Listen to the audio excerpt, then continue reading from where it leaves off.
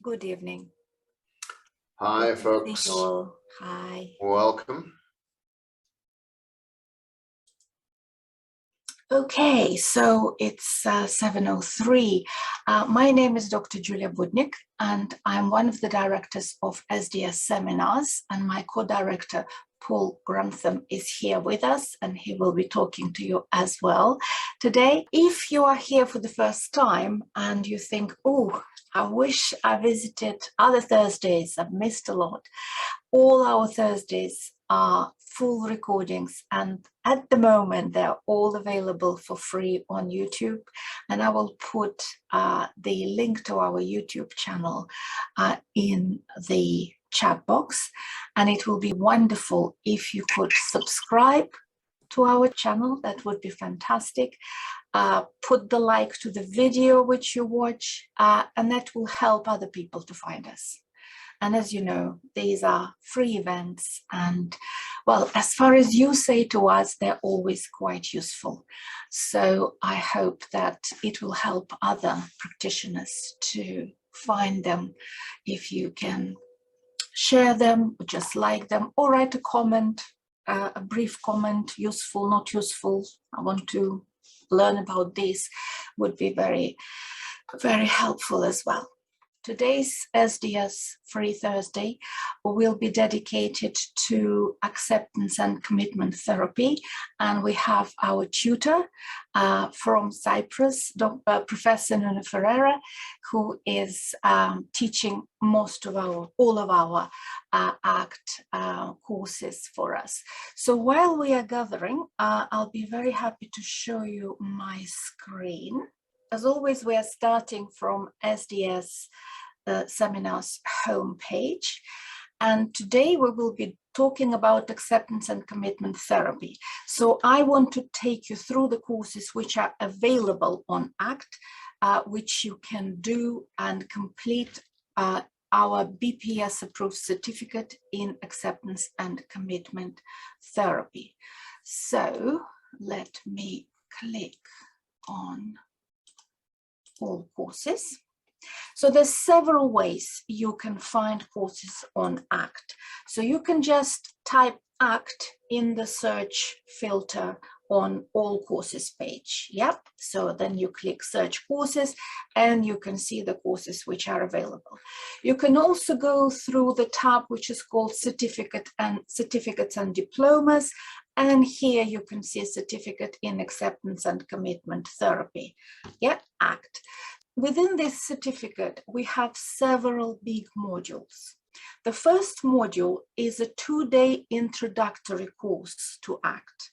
This course was delivered live by Nuno probably a couple of years ago before the lockdown, and now is available as a recording. It means you can book it and do it straight away. You don't have to wait. You can actually complete it over the weekend if you want to.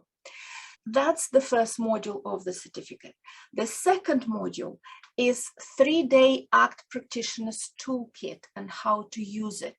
So it's a very practical, experiential workshop where you put the skills which you've learned about in the introductory course to practice. There's a lot of pair work, group work. Nuno is popping from one breakout room to another, gives you advice how to do it, sort of very gentle advice, because Nuno is generally a very, very gentle person. So, but it's a very experiential, practical 3-day workshop. And this workshop is coming up very soon. It's coming up on the 10th and 12th of May. So 3 days, 3 full days. You need to attend it live, because even though you will have the recording of the theoretical bits of the course, they don't count as course done, because you need to practice within this course. And at the moment, it's still on early bird price, which is expiring tonight. So if you want to book this course, think of it and do it tonight, okay? So that's 3 days ACT workshop, ACT Practitioner's Toolkit and how to use it.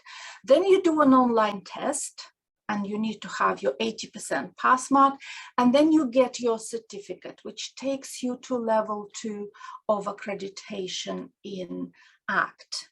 But then you can put yourself to a higher level by attending masterclasses. So we've already had a masterclass on ACT for managing chronic pain that took place last year and now available as a recording. And I'm very happy to announce, because it is a brand new announcement, we are having another masterclass with Nuno in the autumn. It's on the 19th of October, and it's called Using ACT with Children and Adolescents. It's something which Nuno actually is quite involved with at the moment in his academic work, and he will be doing a 3-hour masterclass on using ACT for children and adolescents. So these are things which are available. And if you want to ask anything about using ACT, why ACT is so popular, because it is incredibly topical at the moment. Everybody's using ACT and everybody wants to learn about it. So tonight is a good opportunity to ask Nuno everything you want to know about ACT. But before I open the floor to you, I will pass the microphone to Paul, because he's got a few questions which he wants to ask himself. So if you have any questions during the discussion between Paul and Nuno, please feel free to put them in the chat box. I will be keeping my eye on the chat box and will try to ask your questions when the time comes. Okay, so I hope you will enjoy this evening. Paul, please, and I'll leave the floor to you. Thanks very much, Julia, and welcome, folks. Welcome to another of our free Thursdays. If I can just say a little bit about Nuno, for those of you that haven't worked with him before. So Nuno is actually Portuguese, but actually did his research and PhD at the University of Edinburgh and continued as a lecturer there, with a particular interest in ACT as it applies to chronic health conditions. Something which has obviously become a lot more topical and relevant in the last couple of years, but it's a relatively unusual application, as I'm sure you're aware. He's also got, not surprisingly, a background in terms of using and working with ACT with regards to mental health problems and the applicability there. He's now gone and moved to take up a lectureship at the University of Nicosia in Cyprus, and now his research interests are beginning to shift slightly towards using ACT specifically in reference to children and adolescents. So a broad background and an enormous amount of practical experience and knowledge, both generally and also with specific reference to ACT. So welcome Nuno, and it's good to see you here.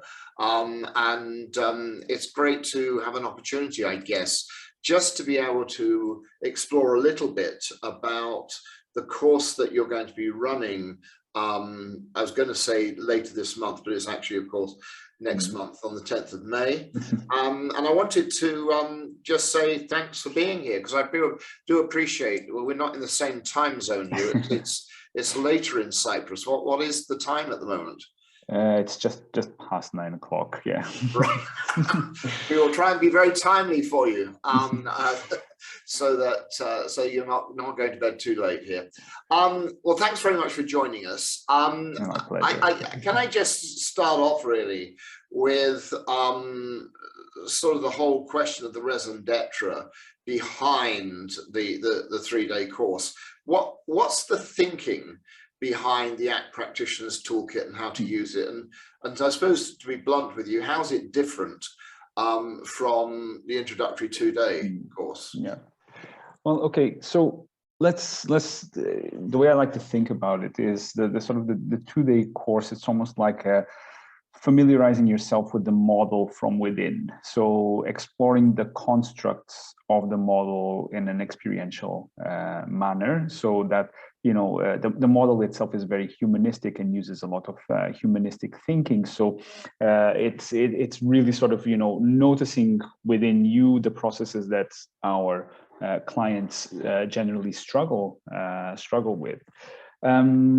The 3-day course differs because then once you're acclimatized, let's say, with these, especially because some of the constructs might be a bit challenging, especially for people who might have trained in other models. They might find some of the constructs challenging, but once you've explored them from within, then you're ready to sort of start moving towards that period of, it's not acquisition anymore, it's manipulation of the constructs. So you're starting to, the 3-day course is really about sort of getting to know the sort of the finer points, the finer details, so that you can start having fun with the things that we do within ACT. Fun, yeah. I mean, that's probably one of the hallmarks of this approach, is that it does lend itself to a lot of creativity and creative thinking. So it's really sort of, if you know what's behind the scenes, it's a lot easier to then implement and sort of adapt and adjust to different contexts, to different clients. So it's really about sort of getting those sort of, getting to the core of how the model itself is working. So hopefully, I mean, that's what people will get from these 3 days. It's sort of a more in-depth dive, so that they can then sort of feel a bit more comfortable in sort of trying out new things with their clients, trying out with things across different populations, and just as I said, just having fun with it. Okay, I mean, we've got some quite strict number limits on this particular course. What difference do you think it makes having a smaller group? Well, I mean, interaction is going to be a key element in the sort of the as I said, ACT is always about experiential learning. So there's going to be a lot more of doing things as a group or in small pair work kind of thing.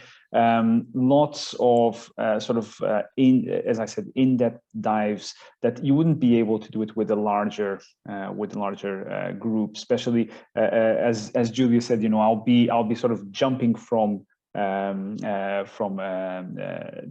private rooms from one to the other to sort of listen in, be the fly on the wall, and then sort of gently sort of nudge people here and there whenever it's necessary, or if people are stuck during an exercise, sort of going through what's getting them stuck, and sort of and how do you get out of that stuckness as a therapist, which is one of the points of the course is really when you get stuck as a therapist, how do you get unstuck? Right. Well, we've all been there.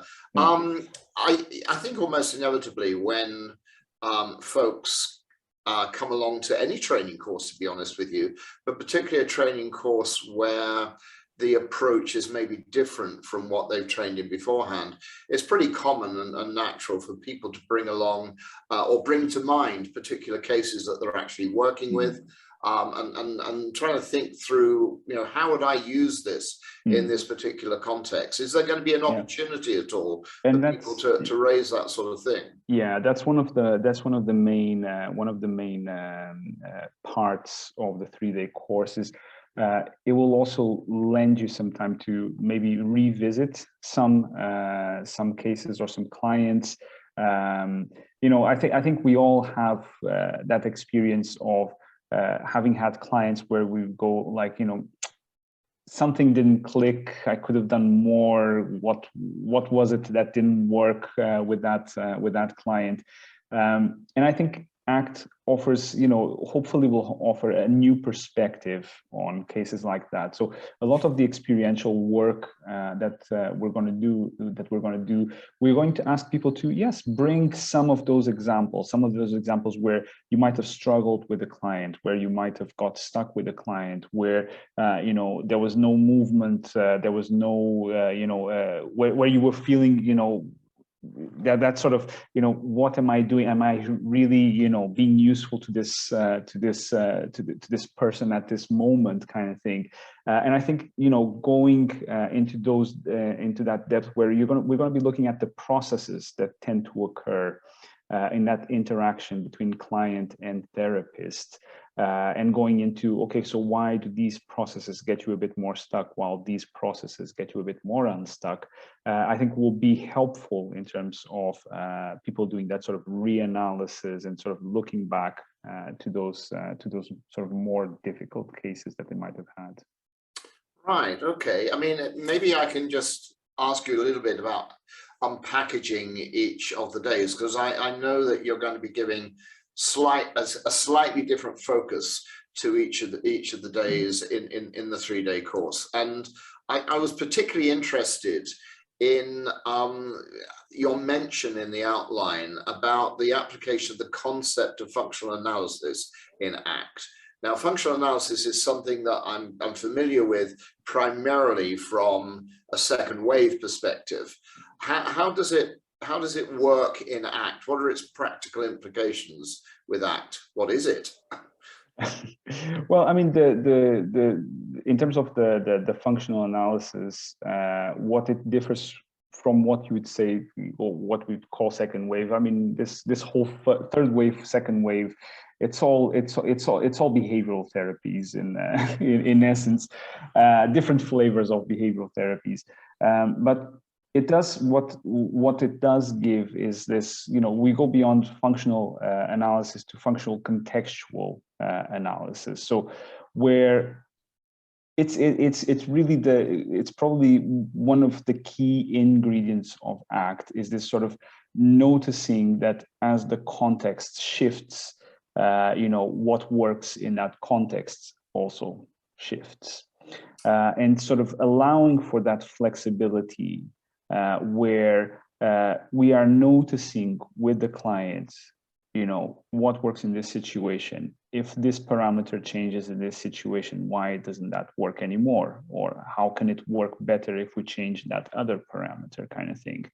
And how that sort of goes through time. I mean, there's a time element where, for example, again, in ACT, in terms of the functional analysis, we don't look just at the immediate environment. We also take the learning history of the individual into account. We take into account the different contexts that shape behavior for that individual. So it's just sort of, I think it just sort of expands a bit more that, for people who are familiarized with the sort of the sort of traditional functional analysis of behavior, it just gives a bit more of a layer, a bit more layers to it, that allows people, again, to have that sort of flexibility of, again, noticing things like, why isn't this, again, it's applied to the clients as much as it's applied to us. As a therapist, why is it that what I'm doing right now that worked so well last session is not working well in this session? Right. Okay. So this is not just something that applies to the client, but it applies to the therapist as well. Is that correct? Yeah. And that's very interesting. I think that that it is certainly going to give an additional insight, I think, which is often missing, and which I do think contributes sometimes to that sense of confusion that we can have about therapists, about why is it that something worked, so well, or was working well, suddenly is problematic in some particular way. I guess that, from what you've been saying, part of its key role is about facilitating understanding. Does it also have implications for want of a better term, for interventions as well, in terms of the way we might help clients? Yeah, I mean, it's because essentially what we end up doing mostly in ACT is sort of modeling this functional analysis, contextual functional analysis with the clients. So basically, by doing those moves and processes of, you know, noticing what's happening here, doing that sort of functional analysis on the fly with the client, we're constantly modeling it. We're constantly promoting all sorts of exercises and things like and the use of metaphors to sort of trigger those processes in the client, where the client can do it by themselves in terms of noticing, okay, so what am I doing here? Is this values consistent? If it's not values consistent, then why do I keep engaging in this particular behavior? Is there anything in the immediate or historical context that's shaping my behavior right now? Is that a useful behavior? Is it a workable behavior? So it's really just sort of modeling this with clients so that they can then use it themselves in order to, again, you know, hopefully the ultimate goal is to get clients to start engaging more with values-based activities, to start engaging more with things that really matter to them, and to sort of doing it on a much more mindful and aware manner that they might have been doing prior to that. I mean, I was going to ask you about that because I noticed that on day 2 of the course, there's going to be some time given over to something that you actually describe as developing metaphors in the work that you actually do. And I found that sort of quite an interesting phrase, really, because I think very often there's an assumption that, well, 2 things really. What is the question of why do you think metaphors are helpful in therapy? And the second one is that, you know, there seems to be implied in what you're saying here, the idea that the therapist needs to be creative in the production of metaphors rather than, for want of a better term, simply taking a metaphor off the shelf. Yep. Can you just say a little bit? I mean, I know those are very big questions, but I mean, maybe you could say a little bit about, first of all, why you would say that metaphor is so important in therapy, and secondly, why it's important to develop metaphors with our clients. Yeah. Well, I mean, in terms of why metaphors are important in therapy, I think it sort of goes back to, you know, when a client, you know, most of us will see clients maybe once weekly or something like that. When the client is not with us, you know, they're not thinking about, you know, an automatic thoughts record. They're not thinking about, you know, your hot cross bun. They're not thinking about things like that, you know, and or even if they do, it's then sometimes hard for them to sort of implement it in a sort of, you know, in a daily life situation. It's hard for them to sort of, you know, sometimes notice some of the aspects that, you know, we might be able to train within sessions and with, you know, loads of homework. A metaphor is much lighter to carry in a way. It's almost like, you know, there's not much effort involved in having a metaphor at hand. And it lends itself, and again, when we're using and going into, you know, why develop metaphors with our clients, it makes it a lot more personal to them. It makes it very it's very idiosyncratic in nature in terms of, you know, it's something that they can relate to. So it's already going to be using some of the skills that they might have or some of the interests they might have, which is going to be, you know, more readily activated. So it's easier for clients, and again, you know, I've had that sort of feedback from clients. You know, I've paid no attention to, you know, to those homework sheets that you gave me or anything like that. But when we talked about, you know, that metaphor or that analogy, you know, and then I could see it everywhere that I was going, and I could see that I was, you know, and I was doing, you know, I was doing a certain activity, and it just popped into my mind, kind of thing, and it sort of helped me take perspective. So that's one of the things that's, you know, it's really key in the model.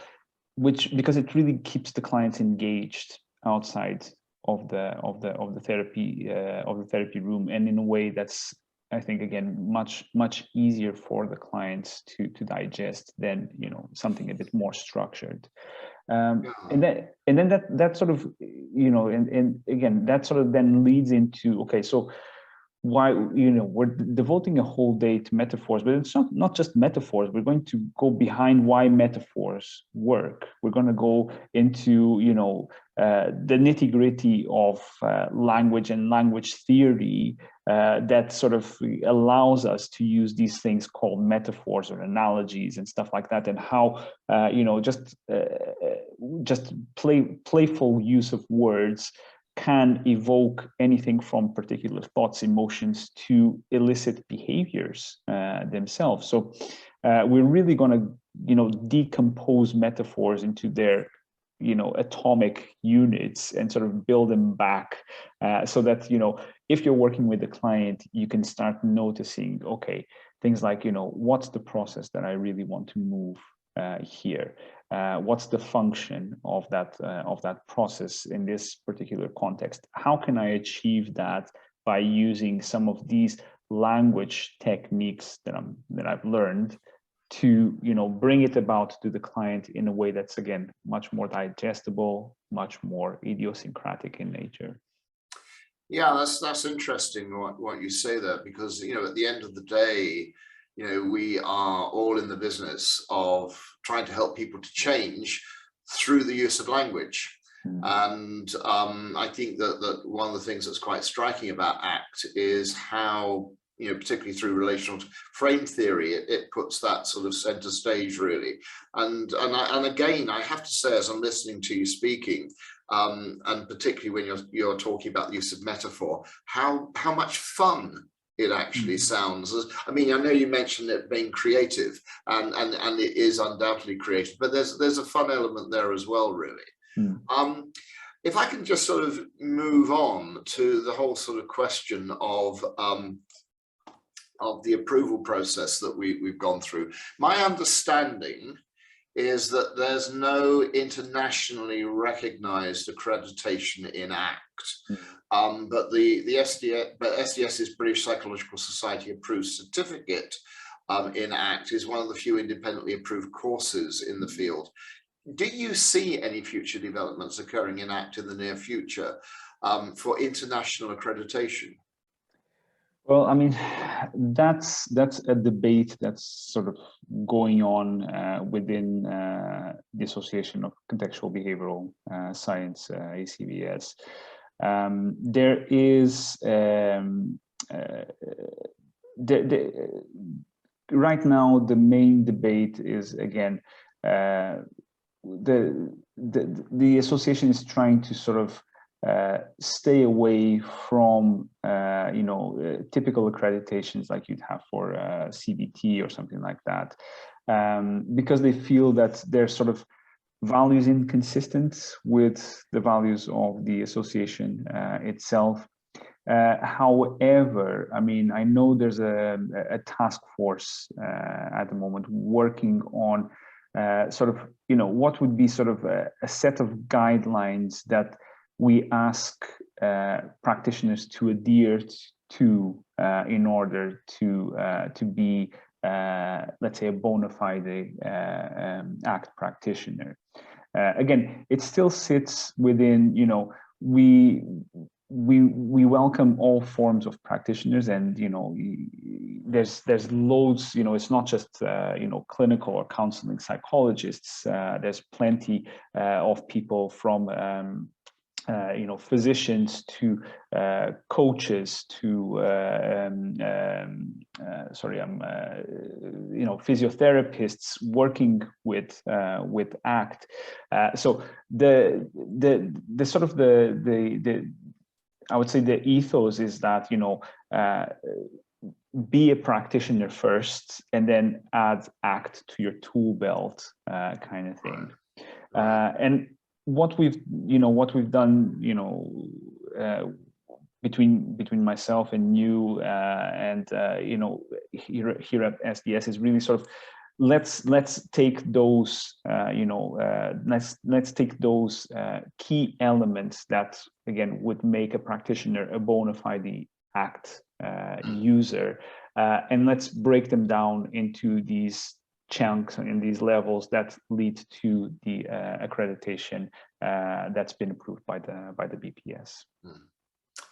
Okay.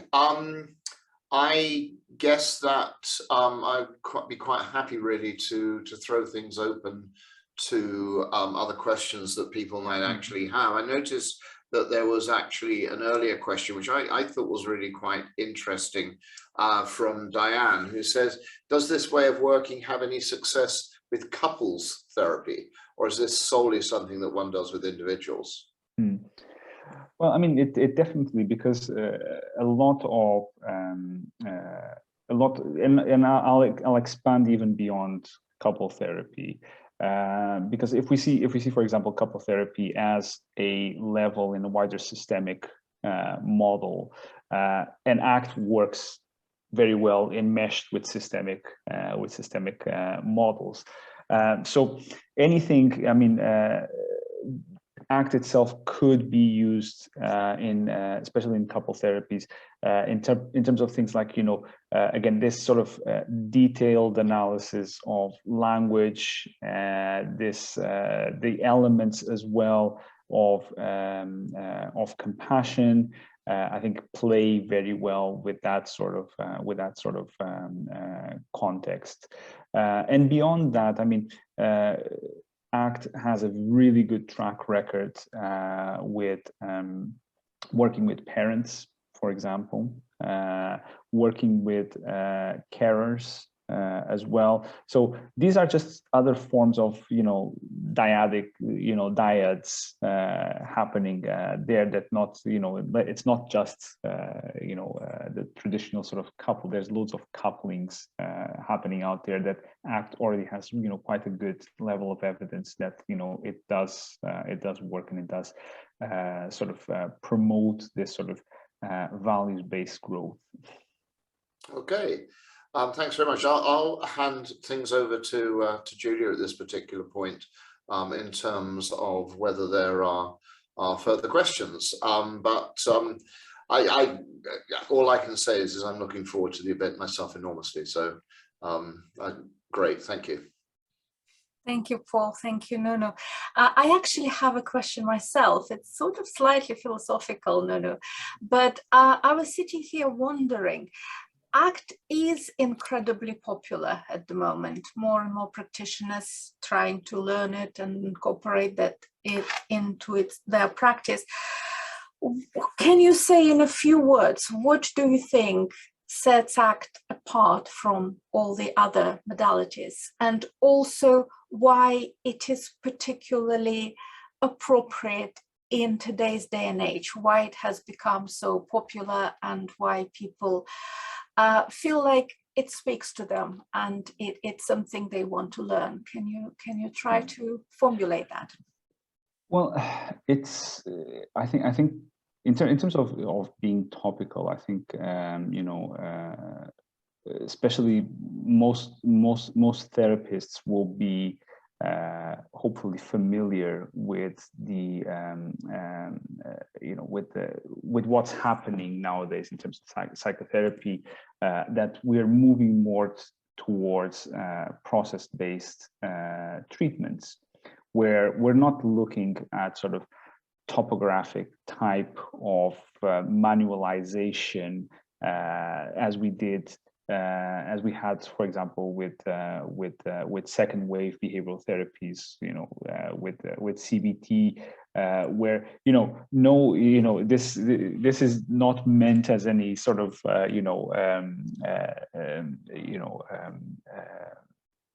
put down to CBT at all, but we went through, especially during the 90s and early noughties, we went through, there was CBT for everything. There was CBT for for depression, for anxiety, for chronic pain, for anything that had a DSM code attached to it. There was a CBT model for that. so ACT, sort of tries to sort of set itself apart from that, we're not treating topographic entities. We're not treating chronic pain. We're not treating, even though, it does have application in those contexts, but we're treating people. We're treating human beings.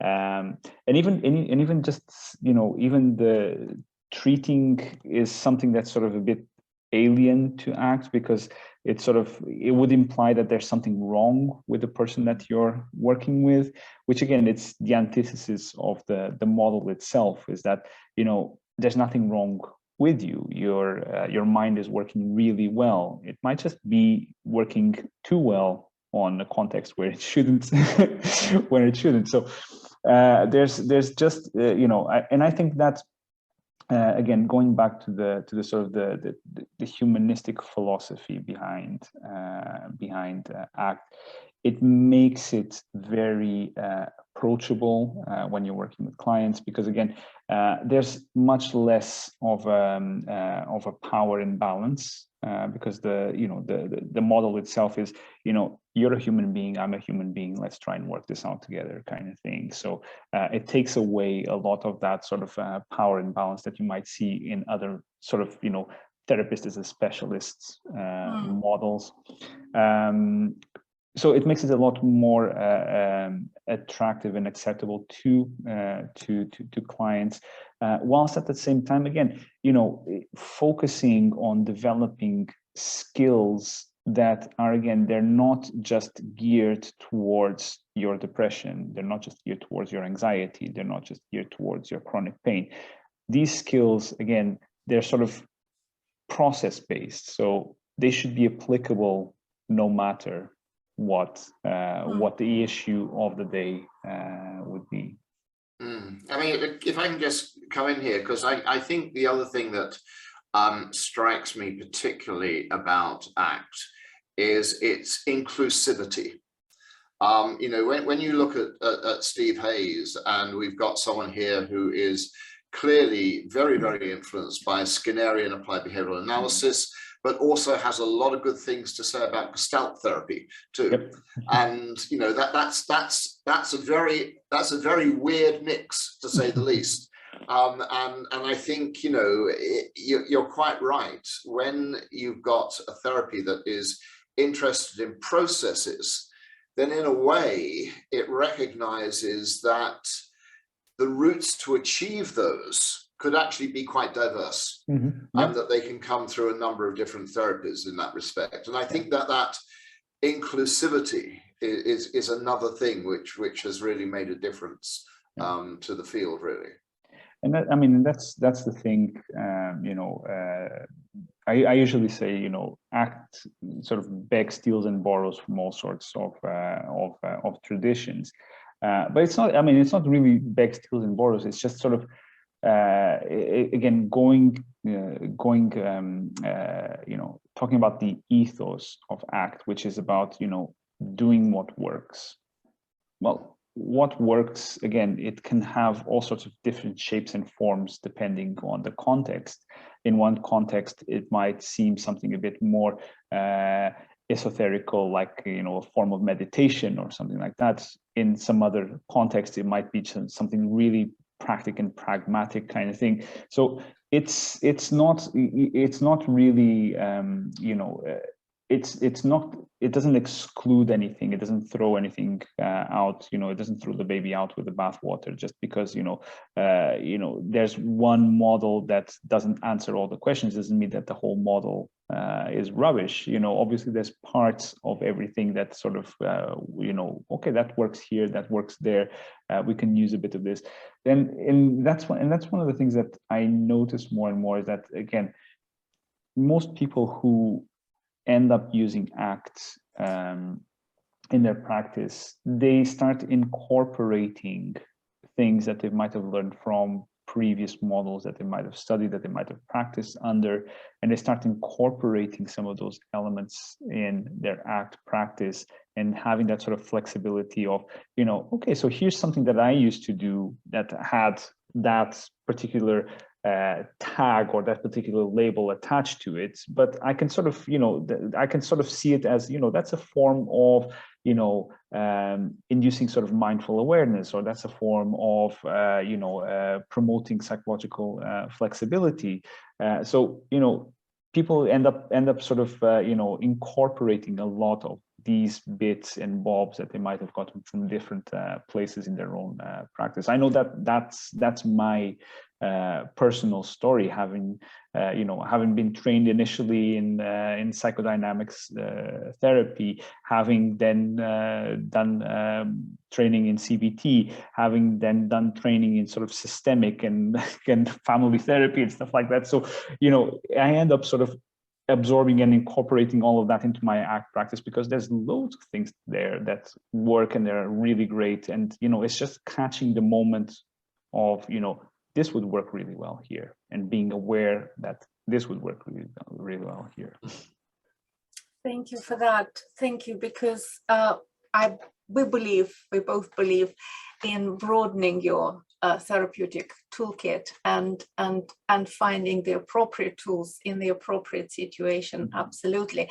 I'll just go quickly. Right, before I go through questions, I wanted just to mention that ACT certificate, BPS certificate in ACT, which gives you these levels of accreditation, it starts with introductory course. So if you haven't done the introductory course, but you want to come to a 3-day workshop for ACT Practitioners Toolkit, book the introductory course now. It's got 40% discount at the moment, and you have 10 days to complete it, and then you will be able to join the ACT Practitioners Toolkit workshop, because we're only running it once a year. So that's the sort of sequence of events which needs to take place. Introductory course first, and then practical workshop. Okay, so just a few questions.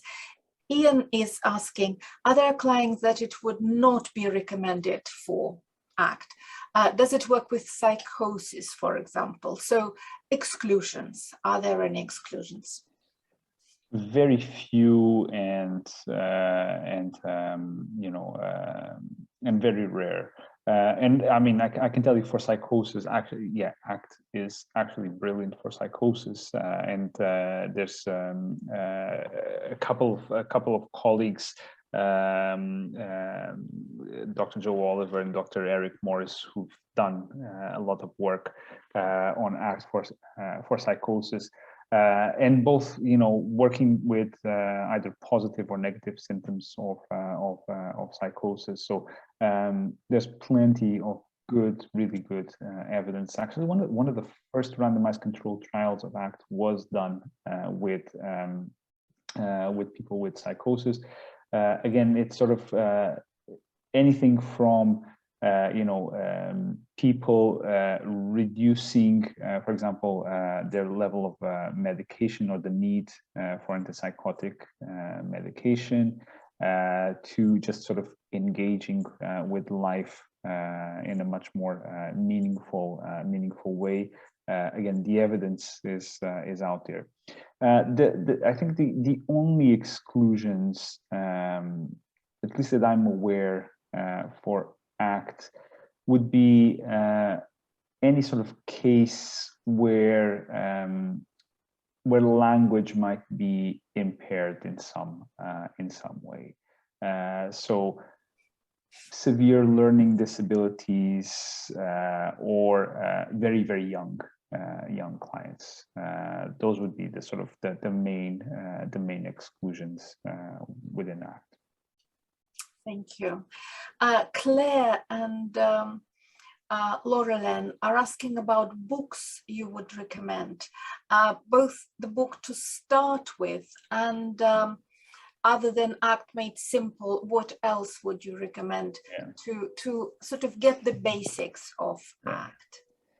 So, I mean, ACT Made Simple is a brilliant book written by Russ Harris, and probably the best primer, one of the best primer for ACT, alongside another Russ Harris book, which is the Happiness Trap.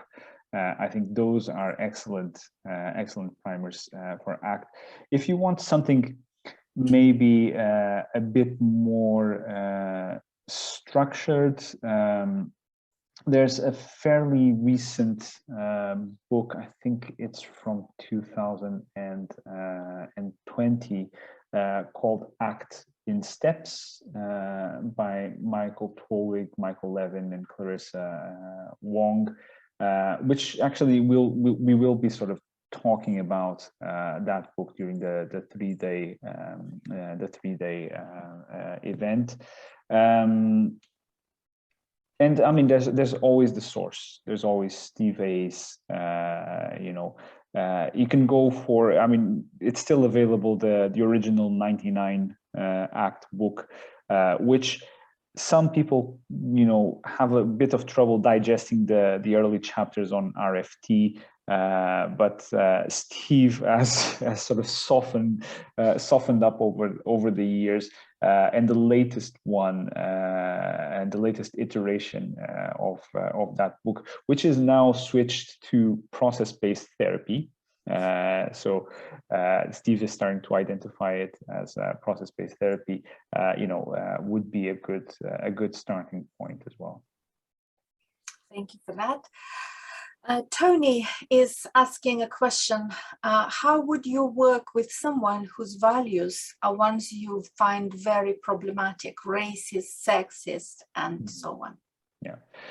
So again, another topic we'll be addressing in the three-day course. Again, what happens when there's a conflict of values between you and the client. However, things like, racism, sexism, etc. A lot of the times, even though some people might identify them as values, once you sort of, start getting under, what's behind that, you do sort of get into a much more valuable place, because a lot of these things end up being sort of behavioral manifestations of something else that is not quite well. And once you get to what is it that's not working here, you're much more likely to find even underneath that cover that looks probably not so pleasant, there's still a human being there. Thank you. Thank you. Laureline asks, what is the best way to sell a technique to a client? Most of my clients feel silly doing the classic diffusion techniques. Do it with them. Be silly. Be silly with the client. That's the best way. And again, I mean, keep in mind that a lot of what we do is sort of in session, we're constantly modeling all of these techniques. Even when we're not explicitly addressing it with the client, we are modeling, whether it's the way we talk, whether it's the way we use certain expressions, whether it's the use of metaphors, etc. We're constantly doing this during sessions. And sometimes, that implies getting a bit silly. That's true. Thank you. Anybody wants to ask a question personally, put your hand up and go ahead. I'll give it a few seconds. Yeah, everything is clear. I've put the links to all the courses. So the course, which 3-day workshop, will run between 10th and 12th of May. And the introductory course is available as a recording at any point in time. And you can watch a recording of the previous masterclass, and the new masterclass on children and adolescents will be in October. So we have quite a wide program on ACT, and we will continue doing it because it is really something which is worth exploring. So if there's no more questions, thank you very much. As always, you can unmute yourself and say goodbyes, and we'll see you next Thursday again. So until next week, bye-bye now. Take care, folks. Thank you very much. Yourselves. Thank you. Care. Thank you. Take care. Thank you.